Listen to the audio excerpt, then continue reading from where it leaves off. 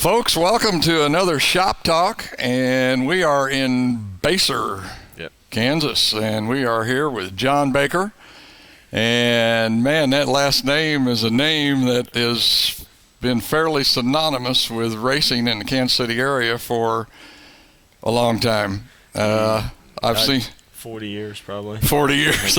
I was going to say, I don't think I've been to a racetrack in Kansas City in the last 40 years that I didn't see a Baker tow service truck. Man, you guys have provided a tremendous service at the racetracks. I think what fans really appreciate is a tow service that can get out there and get the job done, and let's get on with the races.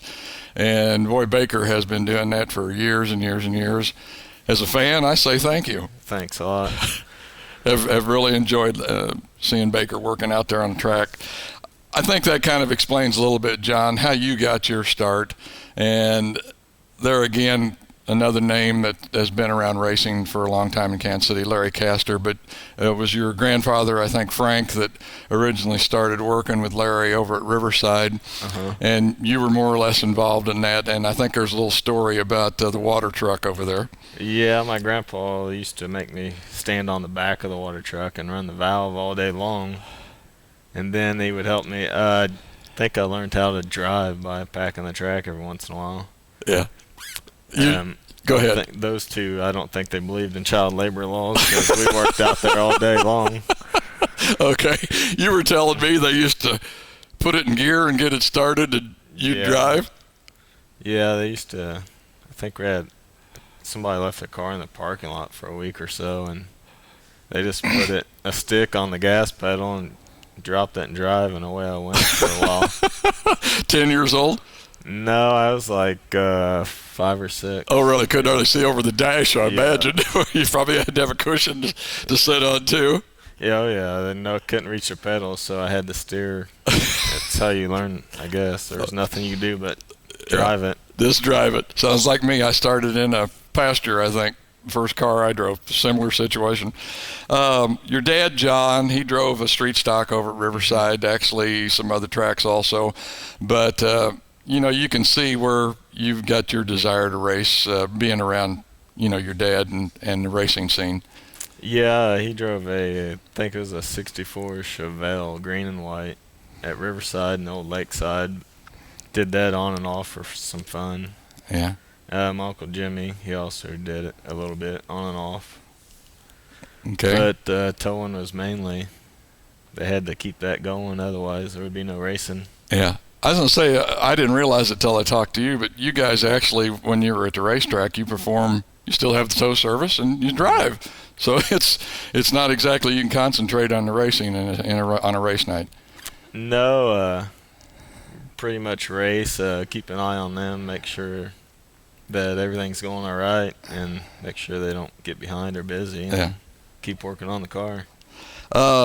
You do start your own racing, though, in 1987, driving a quarter midget up at Topeka. More or less just in it for the fun of it. At a kid's age, it was just for fun then. Now I think all the parents put the next Jeff Gordon in them. So. Well, it's like so many other sports. And just kind of what we're getting ready to talk about next was you playing high school sports. But like you say, it seems like it's more than just the fun of the competition and having something for the kids to do. There's more meaning to it now. Yeah, meaning, but if you're not having fun, then it ain't worth doing. As I say, it takes a lot away from it. From 87, this time that you were racing quarter midgets, through 99, now you did play high school sports, and what I understand, baseball and football, and really liked that. Yeah, I went to public school through middle school, and then high school we switched over to Bishop Ward, played a little bit there, and about my senior year is Lakeside almost went to dirt, and then the following year it did. That year we went up Thunder Hill a little bit and watched and started getting to where we was wanting to race again. But 2000 to me is really a unique experience.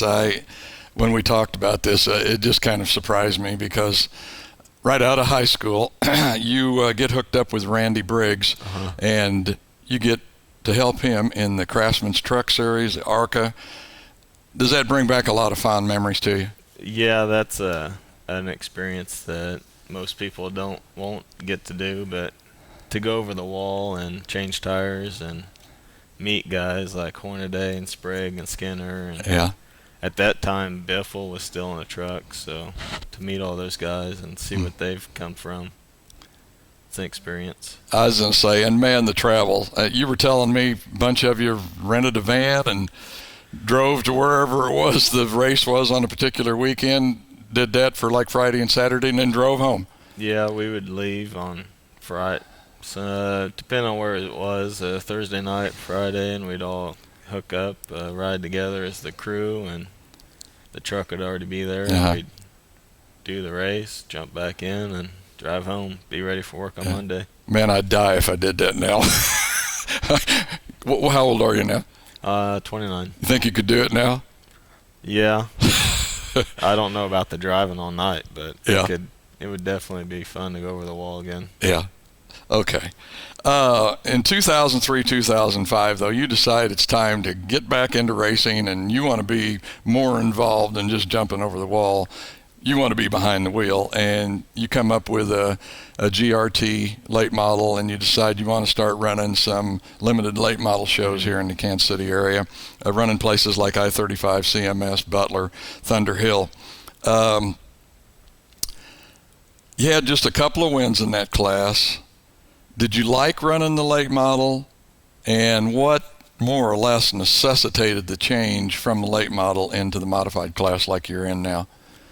The late model was a lot of fun. I wish I still had that car. At that time, there was one place to run. I mean, we were on unlimited. We were running the late model with some open shows, but we were running basically a modified motor. It's what we had, the Wet Sump 360.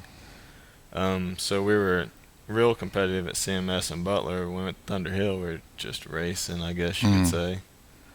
So at that time, it was either we got to step up the motors or go with a class that we got a motor already and more affordable. Right. At that time, I think a late model right rear was like $125. So with my small budget, we were just a little on the underfunded side. I was going to say, we all got to race within our means. Yeah, and I think that's where the modifieds come in. They're more of a Saturday night guy working 40 hours a week type car. So in 2005, I believe it is, you do pick up a used Hughes, and you get it, if I understand this correctly, a week before the Jayhawk? Yeah, I bought that car from Dustin Boney. He built it himself when he was working at Hughes. We bought it, came to the shop, put the motor in it and stuff, and put some numbers on it. And the next week we raced it one time, and then the following Friday was the Jayhawk. And we got in that deal and made the show. Wasn't the best of appearances, but we did make it in. This got to be an exciting start, too. I mean, only have the car a week and then go make this Jayhawk, which... At that time, it was the top cars. I think they're still pretty far up on the chain, but I was going to say... Dustin driving it, it was already good to go. All I had to do is just put a motor in and go. So basically, you had kind of set up. You just had to... Just will it. Just will it. I know we talked briefly just about... the difference between driving a late model and a modified. What to you is the biggest difference between the two? The biggest difference, now that the modifieds are making more horsepower, it's got to be just the tires. And the front steering geometry is not quite as good on the modified as the late model, but that's about it. The backs are the same now, 4 bars. So if we could get back in the late model, it would be no big deal right now. No big deal. No change. Well, John, we're getting down here to the end of this. We've got about 25 seconds, if I'm correct. Who's the people that helps get you out on the track every week? Mainly Baker's Toe. Bobby Bills at Bills Built Race Car. He's got us going pretty good in this car. And the Melvin's Race Engines keeps us powered week in, week out. And BSB just came on in the last week and set us up with some